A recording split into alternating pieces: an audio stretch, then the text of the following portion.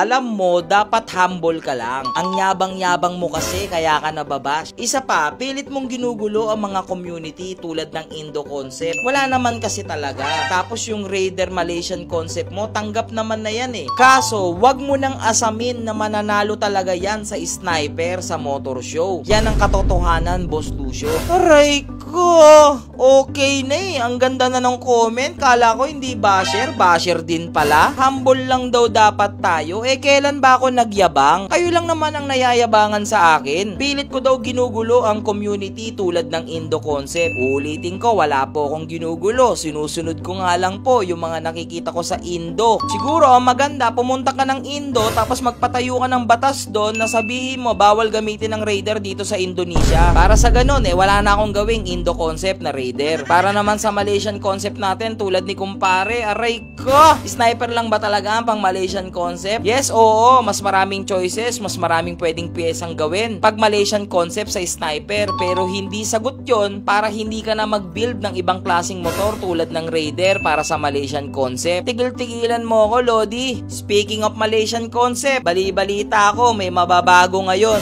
Aro, Diyos ko talaga. Kaya kinakabahan at medyo nai-stress ako na sana wag munang mangyari yon dahil bago pa mga pyesa ni kumpare. Tara, samahan nyo muna ako, ikukwento ko sa inyo. Hi.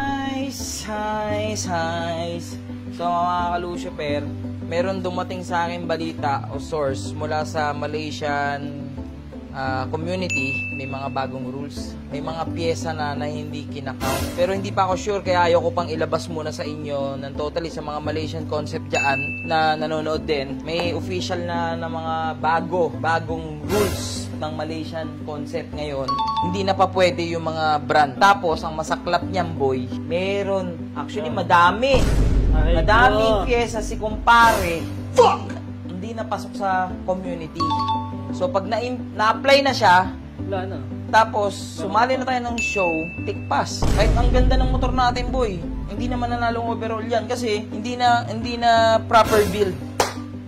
Sana nga hindi muna pero malamang sabi nung ayoko muna mag-name drop kasi galing to sa mga matataas na posisyon sa Malaysian community. Ay, pero anyway, bago ko i-full details sa inyo sa mga Malaysian concept natin diyan na mga supporter, mukhang magtatay na tayo Ano mga ka-Lucifer? Itay concept na kaya natin to. Pag marami tong puso, pag umabot to kahit hindi ko talaga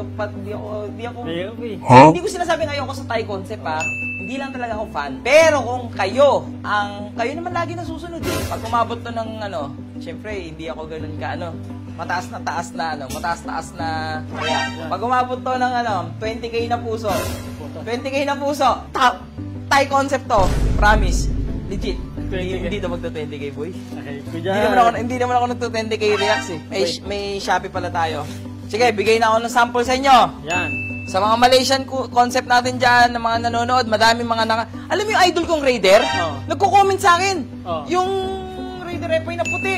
Oo. Boy, eto, unang brand na hindi na kino-qualified sa Malaysian concept, DT10. Tanggal na yan. Baklasin na. Guys, nagdiga na ako sa inyo Kaya ako naka-DT10 kayo, tapos nagmo-motor show kayo. Sisibaking ngayon ng mga stock. Sibak tayo sa mga stock lang. DT10 na swing arm, takpos ka talaga. Ito pa, sample pa. Isa pa, wrong timing tayo, boy. Promotion na sakit sana talaga. Hindi na siya pasok sa expert. Pag naka-promotion ka, pang pro na lang yan, saka non-pro. Kasi pag sinabing expert, meron kang Malaysian brand. So may mga Malaysian brand or nag-e-exist sa Malaysia na ginagamit sa Malaysia. So babalik tayo sa Daytona. Daytona kasi, boy, ginagamit talaga sa Malaysia yun. So parang ganito yan. Mas mahal ito. Ito para sa mga walang idea sa show, ganito yan. Ako, Judge, may proper build na tinatawag, bawa ako, Judge. Ito, si Raider, kumpare, yan ang build niya. Tapos nandito si Lucy, kunyari. Si Lucy, tama yung build niya. Kasi ang alam ng iba, mas mahal, mas panalo. No, hindi. Sige ako, Judge. Anong kategory nito? Expert, naka-promotion. Susulat ko yan. Ito, expert din. Naka-Daytona. Okay. Ay, Domino. Pasok yun. Ganun siya, guys. Ganun siya. Ganun nagmamatter ang show. Sa mga hindi nagmo-motor show, ang alam nyo lang po kasi, pag mahal, panalo na. Hindi po. sa motor show po, merong proper na sinusunod. So, binigyan ko na kayo ng tip ha. Hindi ko muna i-declare lahat. Pero sobrang dami guys. Tapos ito pa. Tinta. Sa non-pro, i-apply na talaga nila na bawal titanium. Ay, ganun. Pag kunyari, non-pro ka, tapos naka-GR5 ka, deduct ka na ng ano nun. Automatic, bawas deduction point ang tawag doon. Deduction Deduction. Bawa, non-pro. Non-pro lang to, puro GR5. Pogi! Pero sa motor show, deducted. Yun lang. Ganun siya.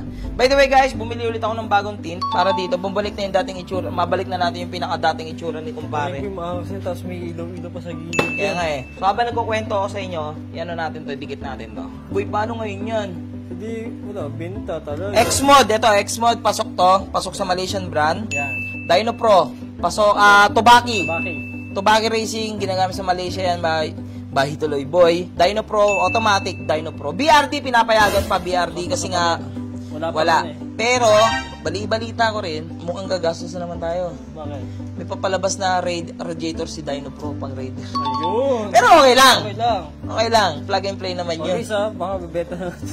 Alam mo yung ready to show na tayo, tapos May kailangan ko dito tanggalin. ba't kaya hindi natatapos ang gastos sa motor? Bilhin. So mga ka-Lucifer, kung gusto nyo rin pala to, ang tawag dito is headlight tint. So maraming ano nito, maraming kulay. Maangas kasi, tingnan mo. So on natin yung ilaw boy. Tingnan mo ngayon. Uy, ahos ng ilaw. Mas kita mo ngayon yung detalye niya, di ba? Hazard. Hindi ba alam yung mga Power Rangers? Ganun na nga yung itsura niya. Tapos, yun nga, sobrang daming, hindi ko muna, like what I said, hindi ko masabi sa inyo lahat. Ayaw pa nila ipalabas yung ano ba, guidelines, bagong guidelines. Official. Kasi, gusto nila sila yung una maglabas. Pero, dahil kaibigan ko sila, nilabas na nila sa akin. Na-stress ako! Putik na yan, na-stress tuloy ako. But at least, maaga pa lang, alam mo So na. ngayon, may isa tayong option. Para hindi masayang yung mga pyesa natin yan. Akyat tayo ng Pro Division talaga. Literal na Pro na. Kaso, million na abusin natin nung boy. Problema mo na yan. Siyempre, kailangan natin magpalit na ito. Oo. Kailangan natin magpalit ng Marquez. Marquez na. Kailangan natin magpalit ng Nickel. Weekend. WSBK, 1 million isa nun, boy. Nitro na shock. Nitro na siya. Aray ko. Aray ko! Alam nyo ba magkano yung original na Nitron? Magkano? 110, brand new. Yung mga nakikita nyo, yung mga mayayabang sa TikTok, non-pro lang yun, mga peki lang yun, mga 12.5 lang yun. Tapos ang aangas, di ba? Pero peki lang yun. Tapos Pero sa mga original boy, 110 yun. Tapos wala pang nilabas na pang Raider. Pang Kawasaki lang kasi ang Nitron. Kino-convert pa yun, boy. aray ko. KSR na Mags. Kaya sa Ramags, actually, okay lang naman yun. Hi, anyway guys, ayun. Basta, total, nadedemonyo na rin ako mag-tie concept eh. Kasi alam mo, ang dami nag-o-offer sa akin ng CNC na crankcase, crankshell. Mukhang this is the time. Basta pag umabot to ng 20k react guys, promise. Parts out, kumpare, parts out, switch to tie concept. Yan guys, yun na lang yung ano ko sa inyo. Yun lang yung mukhang yung basher nating Tuntuayan. Tuntuayan. Kupal ka kasi. Yeah, buti nga sa'yo. Salamat ka. Anyway guys, ayun lang. 20k reacts. Tie concept si kumpare.